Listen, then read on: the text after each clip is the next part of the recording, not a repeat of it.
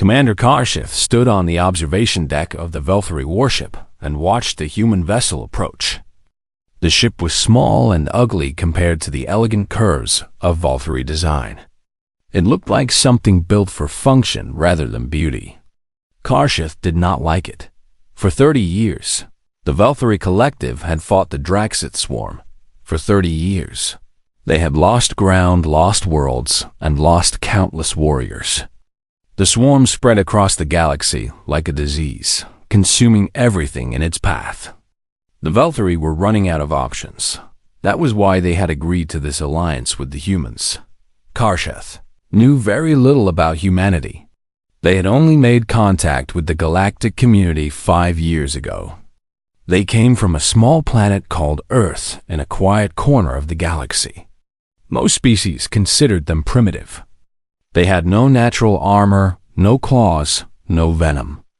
Their bodies were soft and breakable. They lived short lives and died easily. Yet somehow, they had reached the stars. The human ship docked with a loud clang that echoed through the Velthari vessel. Karshith straightened his uniform and prepared to meet his new allies. He had been ordered to integrate a human combat unit into his forces for the assault on Keth 4. He considered this assignment an insult to his distinguished career. The airlock opened, and the humans walked through. There were 5 of them. They wore simple gray uniforms and carried weapons that looked crude compared to Velthari plasma rifles. Their leader stepped forward first. He was a male of average height with short brown hair and calm eyes. He smiled when he saw Karshith. "Commander Karshith," the human said. "I am Commander Jake Morrison. This is my team. We are ready to help you kill some bugs." Karshith studied them carefully. The female behind Morrison was lean and muscular with sharp features. Her name tag said Vance. Next to her stood a young male who looked barely old enough to fight.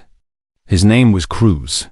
The other 2, Hart and Sawyer, watched their surroundings with quiet attention.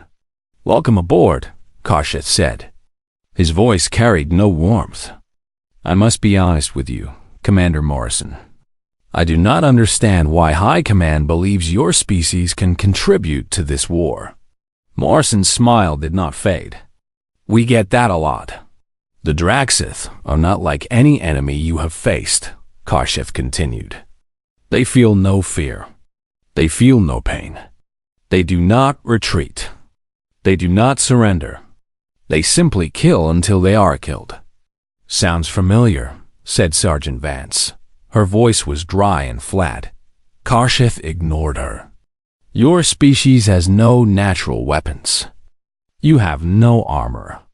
Your reflexes are slow compared to most galactic races. How do you expect to survive against the swarm?" Morrison looked at his team, then back at Karshith. "We have fought worse things than bugs, Commander. We have fought each other. Trust me when I say that prepared us for anything." Karshith did not understand what that meant, but he did not ask for clarification. He led the humans to the briefing room where holographic displays showed the planet, Keth 4. It was a world covered in thick fungal forests with a toxic atmosphere. A Draxith hive had established itself there 6 months ago. If left unchecked, it would produce enough warriors to threaten 3 Velthari colony worlds. "The mission is simple," Karshith explained. "We land here, advance through the forest, locate the hive, and destroy the queen. Without the queen, the swarm will scatter." "How many Draxith are we expecting?" asked Captain Hart. She had pulled up additional data on her own device and was studying it with focused attention. "At least 10,000 warriors. Possibly more." The humans exchanged glances. Karshith expected to see fear in their eyes. He saw nothing but calm calculation. "What are our numbers?" Morrison asked. 300 Velthari soldiers. "Plus your 5. Private Cruz laughed softly. The sound surprised Karshith. 305 against 10,000. "I like those odds. You find this amusing?" Karshith demanded. "No, sir," Cruz said. "I find it Tuesday. Karshith did not know what Tuesday meant, but the other humans seemed to find it funny. They smiled at each other like they were sharing a private joke. This behavior confused and irritated the Velthari commander. "We deploy in 6 hours," Karshith said sharply. "I suggest you prepare yourselves. Many of us will not return from this mission." Morrison nodded. "We understand, Commander. We always understand that." The humans left to prepare their equipment. Karshith watched them go with growing frustration. They did not act like soldiers about to face overwhelming odds. They acted like workers heading to a routine job. Either they were too stupid to understand the danger, or something about them was very different from what he expected. Sub-Commander Thyranus approached Karshith after the humans left. "What do you think of our new allies?" "I think they will die quickly," Karshith said. "And I think we will have to complete the mission without them. They seem confident." Confidence means nothing against the swarm. Only strength matters. Only discipline. Only the willingness to die for the collective. Thyranus nodded slowly. "Perhaps they have those qualities as well." "Look at them," Karshith said. "They are small. They are soft. They carry primitive weapons and wear thin armor. What could they possibly offer that we do not already have?" He would learn the answer to that question soon. He would learn it in blood and fire on the surface of Keth IV. And when he finally understood what humans truly were, he would never forget the lesson. The transport ships launched 6 hours later. Karshith sat in the command seat while his warriors filled the hold behind him. The humans sat together in one corner, checking their weapons and talking quietly among themselves. Morrison caught Karshith, watching, and gave him a small nod. Karshith turned away. The ships entered the atmosphere of Keth IV. The toxic clouds swirled around them like angry spirits. Below, the fungal forests waited with all their hidden dangers. Somewhere down there, 10,000 Draxith warriors prepared to feed. The war was about to begin. The transport ships landed in a clearing surrounded by massive fungal towers. The air was thick with spores that glowed faintly in the dim light. Karshith led his warriors out in perfect formation, their weapons raised and ready. The humans moved differently. They spread out in small groups, keeping distance between each member. Morrison positioned his team around the Velthari formation, like guards watching all directions at once. "Your formation is wrong," Karshith said, through the communication channel. "You should stay together. The swarm will pick off isolated targets." "We know what we are doing," Morrison replied calmly. "Trust us." Karshith did not trust them, but he had no time to argue. The march toward the hive began. The fungal forest was like nothing on any Velthari world. Giant stalks rose hundreds of feet into the air. Thick webs of organic material connected everything. The ground was soft and wet, making every step uncertain. Strange sounds echoed from all directions. Something was watching them. Karshith could feel it. They had traveled for 2 hours when Sergeant Vance raised her hand in a quick signal. The humans stopped instantly. Morrison spoke through the channel. "Contact. Multiple signatures ahead. At least 50. Karshith checked his own sensors. They showed nothing. "How do you know?"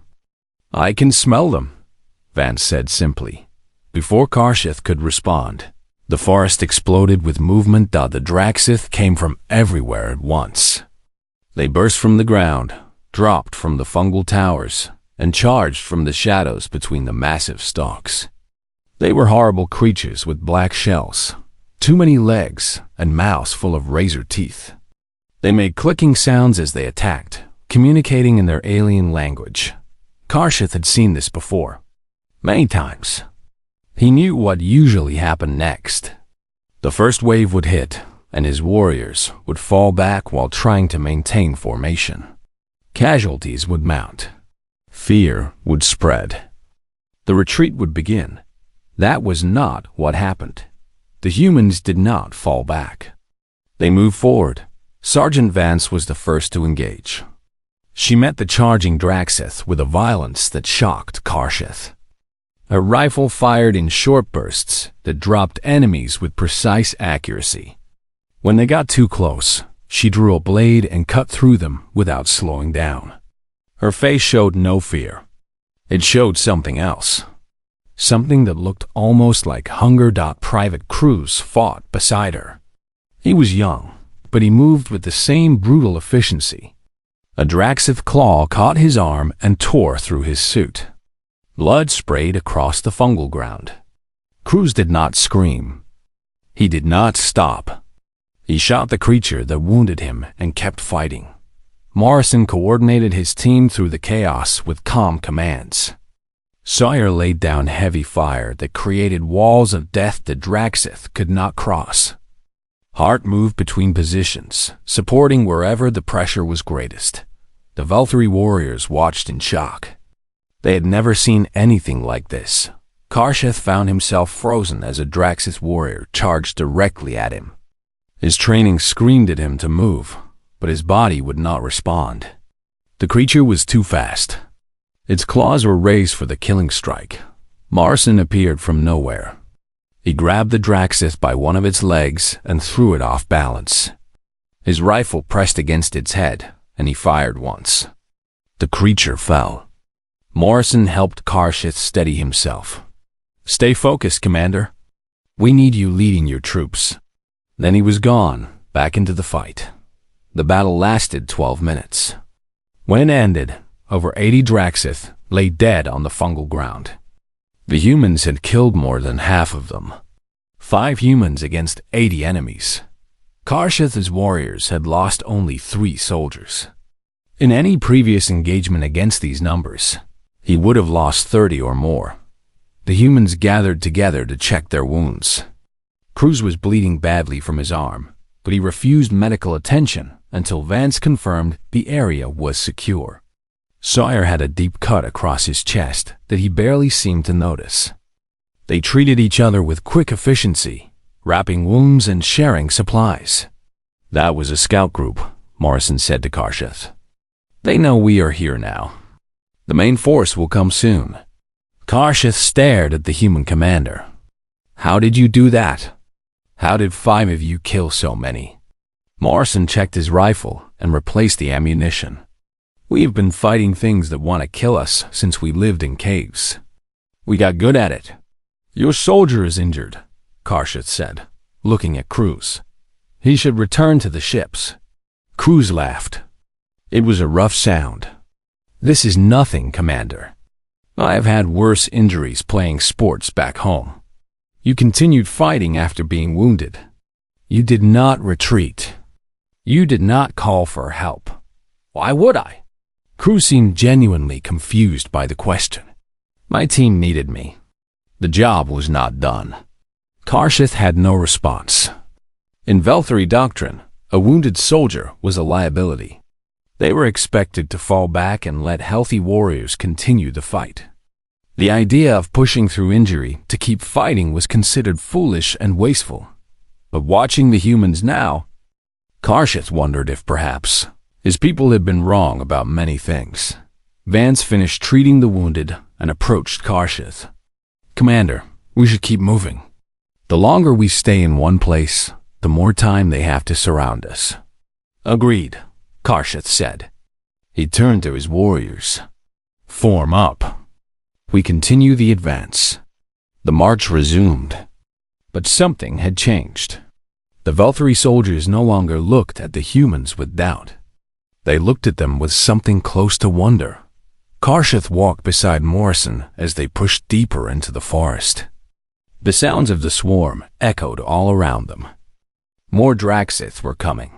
Many more. "Commander Morrison," Karshith said quietly, "I owe you my life. That creature would have killed me." "You would have done the same for me," Morrison said. "I am not certain that is true." Morrison smiled. "Then maybe this mission will change that." Ahead, the fungal forest grew darker. The hive was close. Karshith could feel it in his bones. The real fight was about to begin. They made camp when the light faded. The fungal forest became too dark to navigate safely, and the Draxith were more active at night. Karshith ordered his warriors to establish a defensive perimeter while scouts watched for approaching threats. The humans gathered in a small circle near the center of the camp.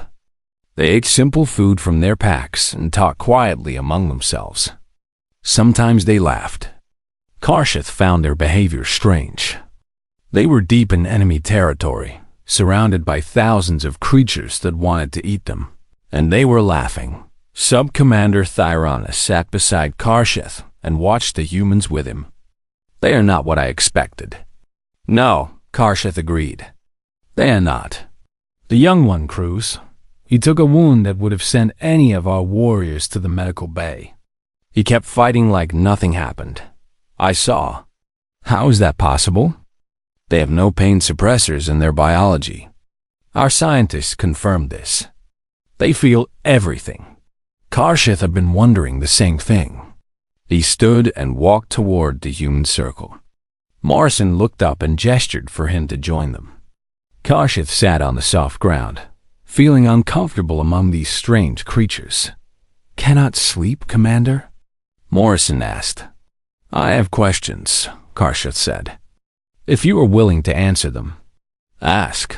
Karshith organized his thoughts carefully. "Today I watched your soldiers fight with no regard for their own safety. I watched Private Cruz continue fighting after being badly wounded. I watched Sergeant Vance charge into enemies that outnumbered her 10-1. How do you train your soldiers to show no fear?" Morrison exchanged looks with his team. Something passed between them that Karshith could not read.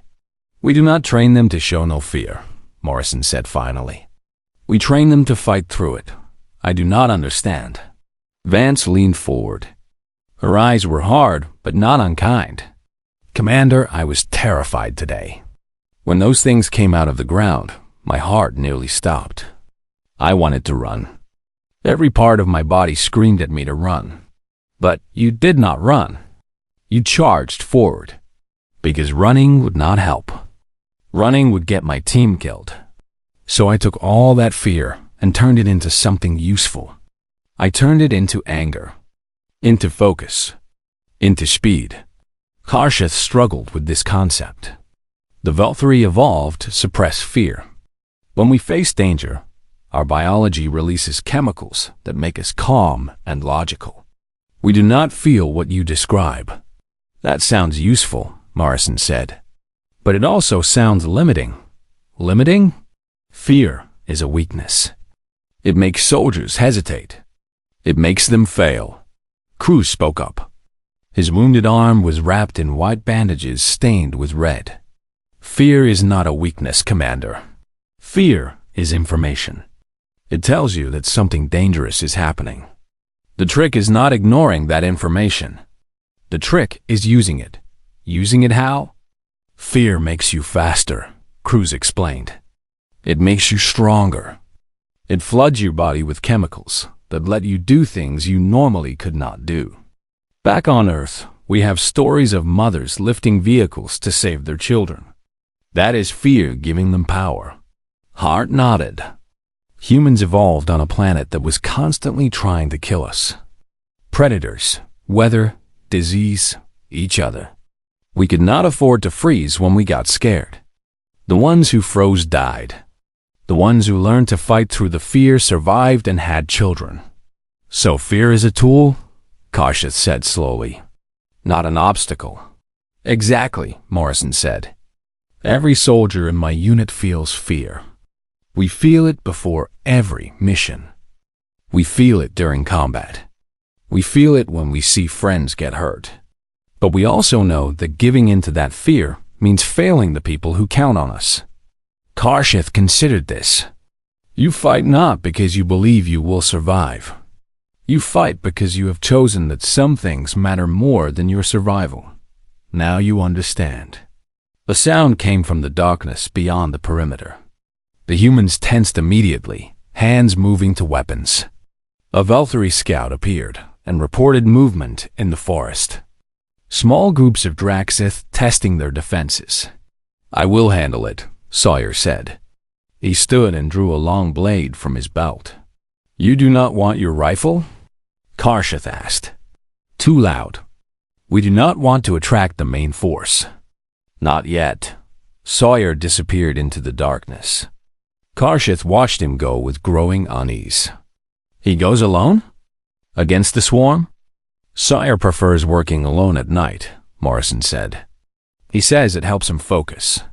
20 minutes passed. Then 30. Karshith grew increasingly worried. No sounds came from the darkness. No gunfire, no screaming, nothing. Then Sawyer walked back into camp. His blade was wet with dark blood. His breathing was calm and steady. 3 scouts, he reported. They will not be reporting our position. He sat down and pulled out a deck of cards. Anyone want to play while we wait for dawn? The humans gathered around him and began some kind of game Karshith did not recognize. They talked and joked, as if Sawyer had not just killed 3 deadly predators in complete darkness with only a blade. Karshith returned to his position beside Tyrannus. His second-in-command looked at him with questions in his eyes. What did you learn? Karshith took a long time to answer. I learned that we have misunderstood humans completely. We thought they were weak because they feel fear. We were wrong. They feel fear more intensely than we can imagine. And then they fight anyway. That seems irrational.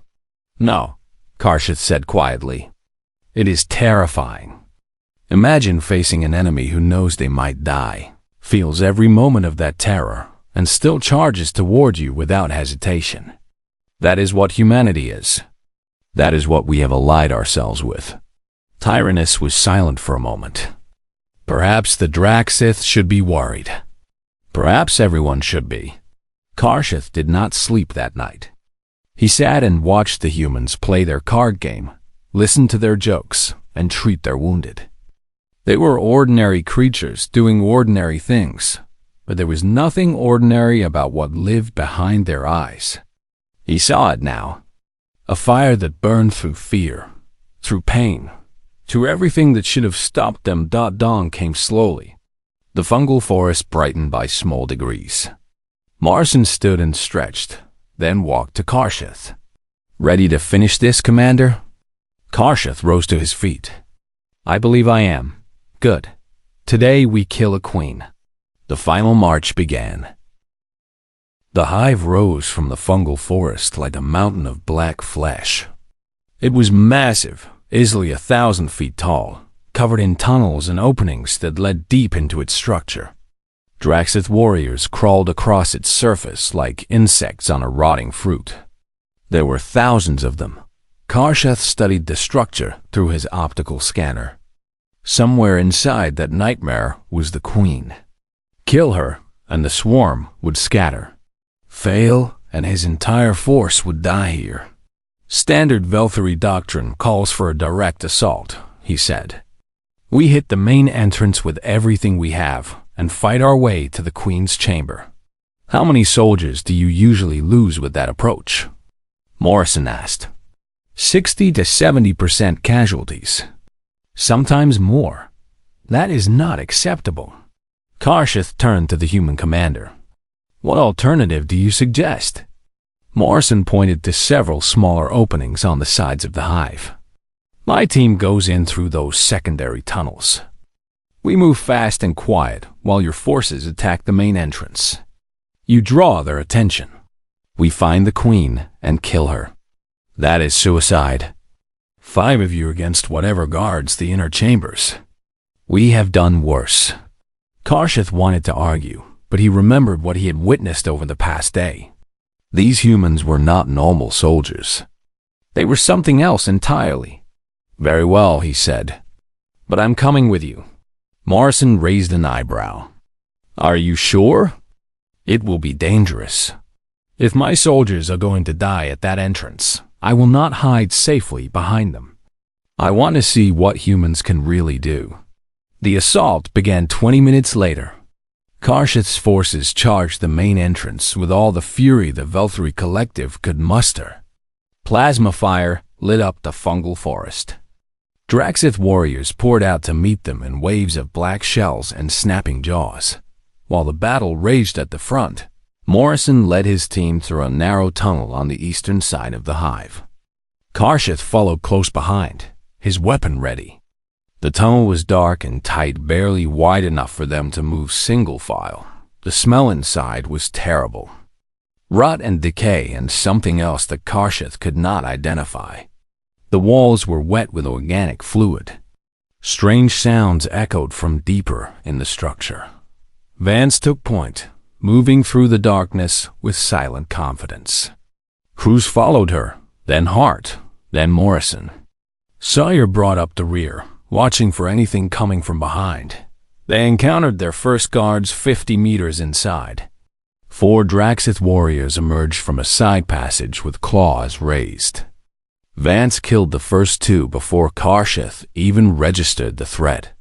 Cruz and Hart handled the others with quick, brutal efficiency. "Keep moving," Morrison whispered. "We cannot stop." The tunnel opened into a larger chamber. More guards. More fighting. Karshith tried to help, but the humans moved so fast he could barely track them. They flowed through the enemy like water through rocks, always moving, always killing, never stopping. A Draxith warrior got past the human line and charged directly at Karshith. He raised his weapon, but he knew he was too slow. The creature would reach him before he could fire. Cruz appeared from nowhere. He threw himself between Karshith and the Draxith, taking the claw strike across his back. Blood sprayed in a wide arc. Cruz screamed, but even as he screamed, he drove his blade into the creature's throat. The Draxith fell. Cruz fell beside it. "Cruz!" Vance shouted. She rushed to his side while Morrison and the others formed a protective circle. Karshith stared at the young human. The wound on his back was deep and terrible. Karshith could see bone through the torn flesh. Cruz should have been dead.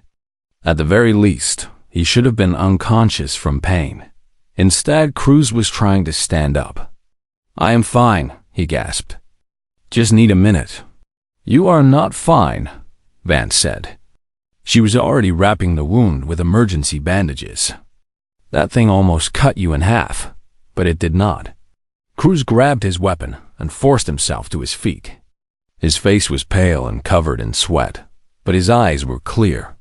"We have a job to finish." Karshith grabbed Cruz's shoulder. "Why did you do that? Why did you risk your life for me?" Cruz looked at him with something like confusion. "You helped us. You gave us a chance when no one else would. We do not forget that. But I doubted you. I thought you were weak. I thought you would fail. And then you came into this hive with us anyway." Cruz smiled despite his obvious pain. "That took courage, Commander. We respect courage." Morrison checked the tunnels ahead. "The Queen's chamber is close. I can feel it. We need to move now." They pushed forward. Cruz moved slower now, leaving a trail of blood behind him, but he did not stop. He did not ask for rest. He simply kept going because his team needed him. The Queen's chamber was exactly what Karshith expected. It was a massive space at the heart of the hive, filled with eggs and birthing pools and dozens of elite guards. And at the center of it all sat the Queen herself. She was enormous. 50 feet long at least, with a body like a twisted combination of insect and nightmare. Her head was crowned with sharp spines. Her many eyes glowed with alien intelligence. When she saw the intruders enter her chamber, she screamed a sound that shook the walls. "Well," Morrison said calmly, "there she is." The elite guards charged. These were bigger and faster than the warriors outside. Karshith had seen these creatures tear through entire Velthari. Squads in seconds thought the humans met them head-on. Vance fought like a demon from old Velthari legends. She was wounded early in the fight, a deep gash across her side, but she did not slow down. She kept fighting, kept killing, kept pushing forward. When her rifle ran empty, she dropped it and drew her blade. When her blade got stuck in a guard's skull, she pulled a pistol and kept shooting. "Sire!" Morrison shouted. "Take the shot." Sire had worked his way around the edge of the chamber while the others drew attention. He raised a heavy weapon that Karshith had not seen before, something the humans called a rocket launcher. The Queen saw the threat and screamed again. Guards rushed toward Sawyer, but Morrison intercepted them. He fought 3 at once, taking wounds that would have killed any Velthari. But he gave Sawyer the time he needed. Sawyer fired. The rocket crossed the chamber in a heartbeat and struck the Queen directly in her massive head. The explosion was deafening. When the smoke cleared, the Queen was dead. For a moment, everything was silent. Then, the remaining guards began to scatter. Without their Queen, they had no purpose. The hive mind was broken. Morrison fell to his knees, bleeding from a dozen wounds. Vance collapsed against the wall.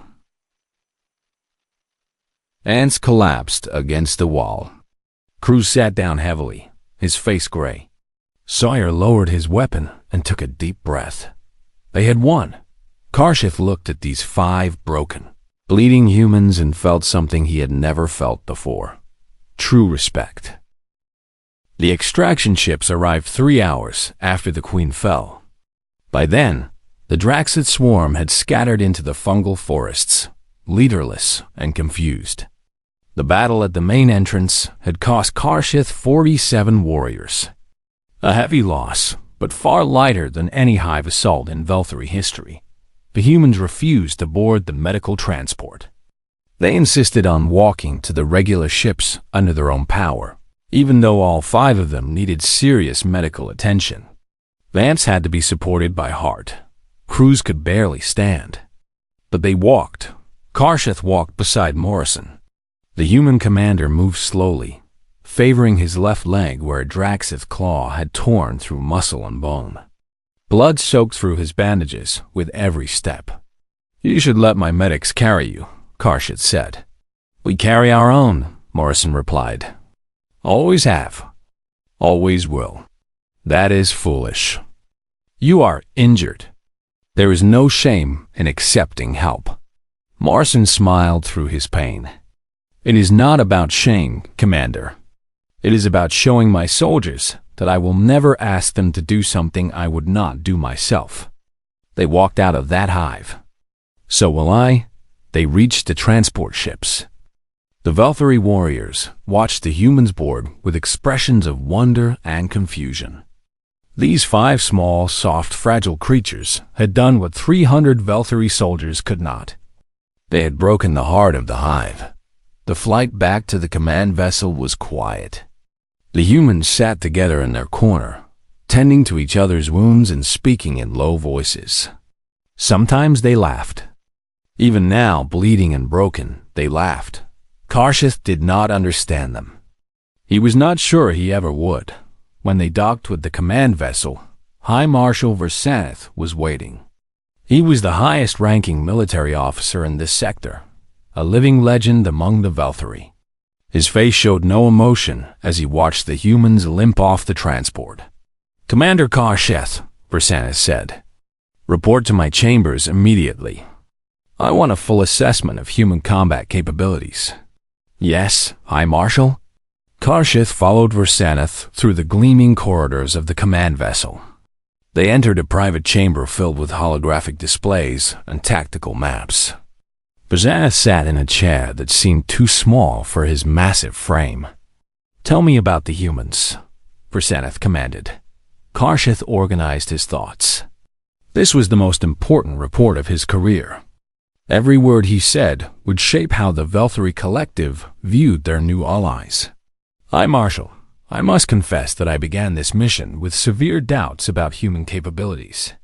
I believed them to be primitive, weak, and unsuited for warfare against the Draxith. And now? Now I believe they may be the most dangerous species we have ever encountered." Versaneth leaned forward. "Explain." "Humans are not fearless. They feel fear more intensely than we can imagine. They feel pain without any biological suppression. They know with complete certainty that they might die every time they enter combat. Then how do they function as soldiers? They function because they have decided that some things matter more than their fear, more than their pain, more than their survival. Karsheth paused, searching for the right words. I watched a young human take a wound that would have killed most Volthuri warriors. He got back up and kept fighting. When I asked him why, he said his team needed him. The job was not done. Versaneth was silent for a long moment. This sounds like indoctrination. Religious fervor, perhaps. No, High Marshal. It is something deeper. Humans evolved on a world that was trying to kill them from the moment they were born. They survived not by being the strongest or the fastest, but by being the most stubborn creatures in existence. They simply refuse to stop. Surely they have limits. I am certain they do. But I did not see those limits reached during this mission. I saw humans push through injuries that should have been fatal. I saw them fight against impossible odds with smiles on their faces. I saw them save my life at the cost of their own blood. Karsheth stood straighter. High Marshal, I asked Commander Morrison why humans volunteer for missions like this. He told me that every soldier in his unit has someone waiting for them to come home. They fight so that those people never have to. They fight for their families. They fight for everyone. For strangers. For aliens they just met. For the very idea that some things are worth protecting. Karsheth's voice grew quieter. They fight because they cannot imagine doing otherwise. Versaneth processed this information in silence. Finally, he spoke. What do you recommend, Commander? I recommend that we do everything possible to maintain this alliance. I recommend that we study human tactics and psychology. And I recommend that we pray we never find ourselves on the opposite side of a battlefield from them. You believe they are that dangerous? I believe the Draxith have no idea what is coming for them. And I believe, for the first time in 30 years, that we might actually win this war. Later that day, Karsheth found Morrison in the medical bay. The human commander was finally allowing doctors to treat his wounds. Cruz lay in a nearby bed, unconscious but stable. Vance and the others were scattered throughout the room in various states of recovery. Commander Morrison, Karsheth said, I wanted to thank you before you returned to your vessel. Morrison looked up from his treatment. No thanks needed. We did what we came to do. You did more than that. You changed how I see the galaxy. Karsheth extended his hand in the human gesture of respect. I was wrong about your species. I hope you can forgive my earlier doubts. Morrison took his hand and shook it firmly. Commander, doubt is healthy. You questioned us. You watched us. You made your own judgment based on evidence. That is exactly what a good officer should do. You are generous. I am practical. The galaxy is going to need allies who think clearly. The Draxith are just the beginning. There are worse things out there. Karsheth released Morrison's hand. Worse than the swarm? Much worse. But that is a conversation for another time. Morrison settled back in his bed. For now, we rest. Tomorrow we hunt. Karsheth left the medical bay and returned to the observation deck. Through the massive windows, he could see the human ship preparing to depart. It was still small and ugly and practical dot, but now he knew what lived inside that ship. He knew what humanity truly was. They were not the strongest species in the galaxy. They were not the smartest or the most advanced. They were something far more dangerous. They were creatures who stared into the face of death and said not today. They were beings who felt every ounce of pain and fear and doubt and kept fighting anyway. They were soldiers who would die for strangers without hesitation. Draxith had spread across the galaxy for 30 years because no one could stop them. They had never faced humanity. Karsheth watched the human ship jump into, faster than light travel, disappearing in a flash of light. They were heading to their next mission, their next battle, their next chance to bleed and suffer and triumph. That he finally understood the true terror of fighting alongside humanity. That it was knowing that such creatures existed in the universe. It was knowing what they were capable of when they decided something mattered. It was knowing that they would never, ever stop. And it was knowing that the enemies of their allies would learn this lesson the hard way. Every single one of them.